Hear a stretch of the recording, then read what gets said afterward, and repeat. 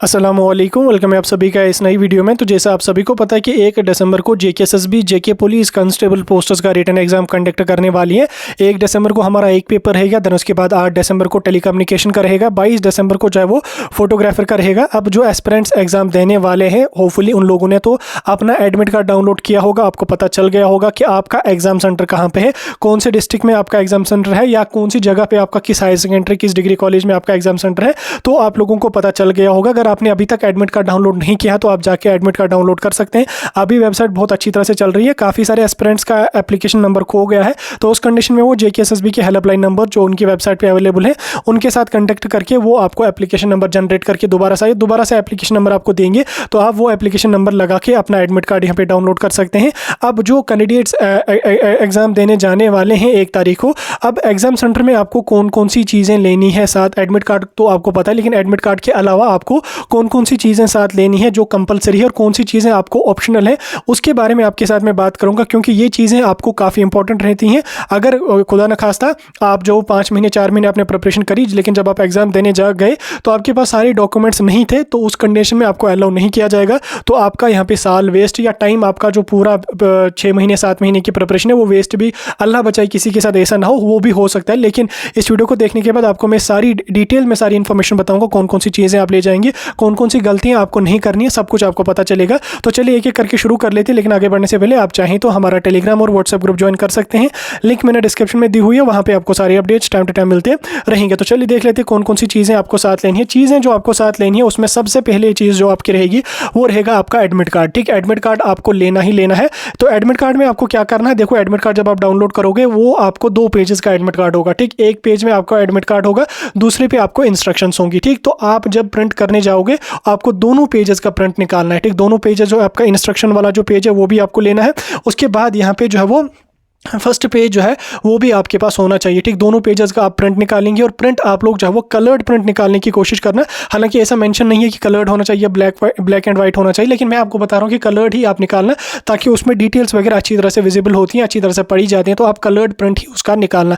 और दूसरी बात, आप ये बात याद रख लेना, जब आप प्रिंट करने जाओगे तो आप लोग जो है वो 2 से 3 कॉपीज़ एडमिट कार्ड की प्रिंट आउट निकालना। ठीक, एक कॉपी अगर आप ले जाओगे तो रास्ते में कभी कभी कोई एडमिट कार्ड किसी का गुम जा सकता है, या एडमिट कार्ड कट गया, या उस पर कुछ गिर गया, पानी वगैरह गिर गया।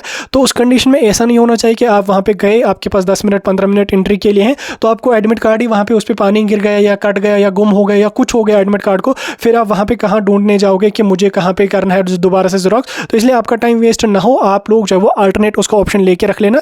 आप 2 से 3 कॉपीज एडमिट कार्ड की कलर्ड प्रिंट में अपने पास रख लेना। 3 अगर आप ना भी निकालोगे, लेकिन 2 कॉपीज आप तो भी निकालना। ठीक, कलर्ड में निकालना, दोनों कॉपीज, 2 पेजेस का 2 आप यहाँ पे निकालना कलर्ड में, तो वो आप लोग अपने साथ रखेंगे। लगेगा एक आपके पास अल्टरनेट होगा, अगर खुदा ना खास्ता एक आपका गुम गया तो दूसरा आपके पास यहाँ पे रहेगा। इसके अलावा एडमिट कार्ड के साथ साथ आप लोगों को जो है वो वैलिड आईडी प्रूफ भी आपको साथ लेनी है। ठीक, वैलिड आईडी प्रूफ में आप क्या ले जाएंगे, वैलिड आईडी प्रूफ में आप लोग अपना आधार कार्ड ले जा सकते हैं, या आपके पास पैन कार्ड है वो ले जा सकते हैं, आपके पास वोटर आईडी है वो ले जा सकते हैं, आपके पास ड्राइविंग लाइसेंस है वो ले जा सकते हैं। इन 4-5 डॉक्यूमेंट्स में से कोई एक डॉक्यूमेंट आपको ओरिजिनल फॉर्म में साथ लेना है। ठीक, विदाउट एडमिट कार्ड या विदाउट, अगर आपके पास जो है एडमिट कार्ड है, वोटर आईडी नहीं है तो भी आपको एलो नहीं किया जाएगा।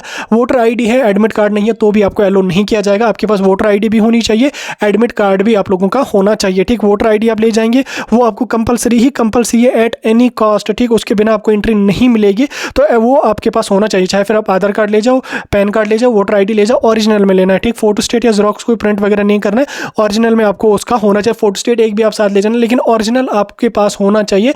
गेट पे आपकी चेकिंग होती है, वेरिफिकेशन होती है, उसके बाद ही आपको एलो किया जाता है एग्जामिनेशन सेंटर में।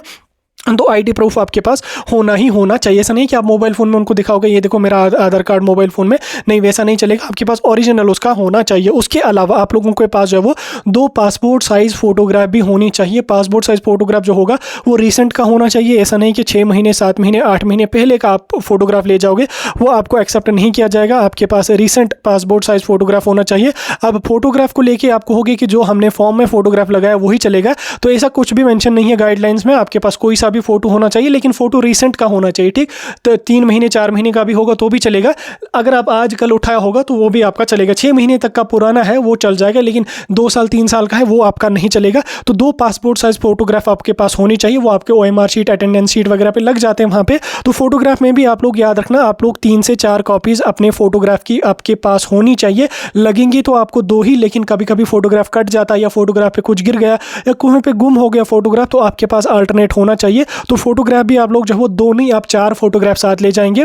2 लगेंगे, 2 आपके पास अल्टरनेट होनी चाहिए। अगर कट गया या कहीं पे गुम हो गया तो आपके पास अल्टरनेट होगा। ऐसा नहीं है कि फिर आप वहाँ पे ढूंढने जाओगे फोटोग्राफ को जो वो फोटो उठाने के लिए। ये चीज़ें आपके लिए कंपलसरी ये 3 चीज़ें आपको 100% होनी चाहिए। एक आपके पास एडमिट कार्ड होना चाहिए, ID प्रूफ होनी चाहिए और 2 पासपोर्ट साइज फोटोग्राफ होनी चाहिए, ठीक। याद रखना, मेरी बात को दोबारा याद रखना।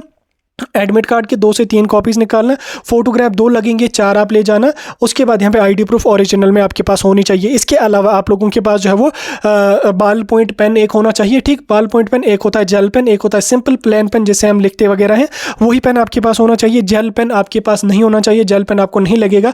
और पेन जो होना चाहिए वो ट्रांसपेरेंट होना चाहिए, ठीक। ट्रांसपेरेंट बोले तो जो सिंपल 5 रुपये या 10 रुपये का पेन मार्केट में आता है वही पेन आपके पास होना चाहिए। जेल पेन नहीं ले जाना, आपको सिंपल नॉर्मल सा पेन लेना है। और पेन भी आप लोग जो वो 2 पेन ले जाना है साथ, ठीक। 3-4 तो नहीं चलेंगे, 2 पेन आप ले जाना। लगेगा आपको एक ही, लेकिन अगर खुदा न खास्ता कभी कभी क्या होता है कि अभी तो आप देख रहे हैं कि सर्दी बहुत ज़्यादा है कश्मीर में, तो इंक वगैरह पेन्स की आजकल जाम होती रहती है, तो आपके पास दूसरा पेन होगा तो वो आप लोगों का चल जाएगा, ठीक। सिंपल सा पेन आपके पास होना चाहिए, 2 पेन आप लोग साथ ले जाएंगे। उसके अलावा अगर आप चाहें तो पानी भी साथ ले जा सकते हैं।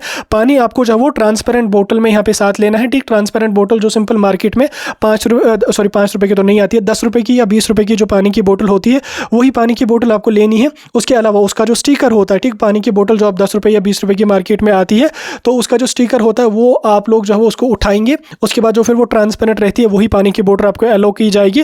बाकी जो आपके पास वो स्टाइलिश बोटल्स होती हैं थर्मास वगैरह टाइप की, वो आपको नहीं लगेंगी। आपको सिंपल जो नॉर्मल 10 रुपये या 20 रुपये की पानी की बोतल है उसका स्टिकर उठा के आप ले जा सकते हैं, वो पानी की बोतल आपको चलेगी। उसके अलावा यहाँ तक तो हो गया, आपको ये सारी चीज़ें लगेंगी। देन अगर आप चाहें तो आप हैंड सैनिटाइज़र भी साथ ले जा सकते हैं, 50 ml वाला आप हैंड सैनिटाइज़र भी ले जा सकते हैं साथ। ऑप्शनल है, लेना चाहो तो ले जाओ, नहीं लेना चाहो तो कोई इशू उसमें नहीं है। मास्क वगैरह भी ऑप्शन है, लेना चाहो तो ले जाओ, नहीं लेना चाहो तो कोई इशू उसमें नहीं है।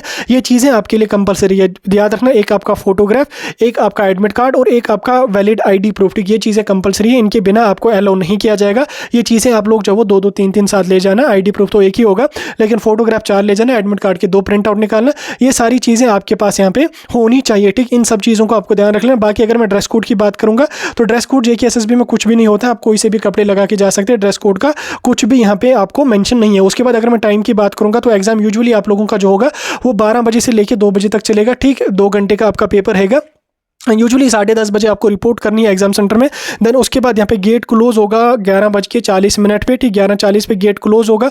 15 मिनट पहले आपको बिठा दिया जाएगा एग्जाम सेंटर में। देन उसके बाद को इंस्ट्रक्शंस वगैरह समझा दी जाएंगी।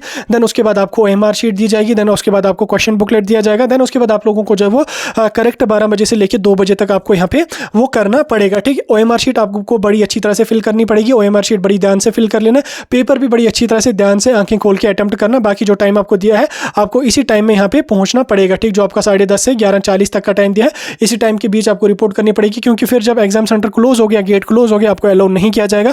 अगर आपको काफ़ी सारे एस्पिरेंट जिन्होंने लेट फॉर्म भरा है उनको दूसरे डिस्ट्रिक्ट्स में भी शिफ्ट किया है एग्जाम के लिए, अगर आपको दूर लग रहा है तो आप जो कोशिश करना है शाम को ही जाने की या सुबह जल्दी जाने की आपको कोशिश करना है। तो टाइम आपका वेस्ट है यहाँ पे। हालांकि इन्होंने टाइम सही रखा है 12 बजे से 2 बजे तक, तब तक मेरे ख्याल से सभी एस्पिरेंट जो वो पहुँच जाएंगे, ठीक। ये था आपका पूरा ओवरव्यू एग्जाम सेंटर का और सारी चीज़ों के बारे में मैंने आपको समझा दिया। कोई डाउट होगा मुझे कमेंट सेक्शन में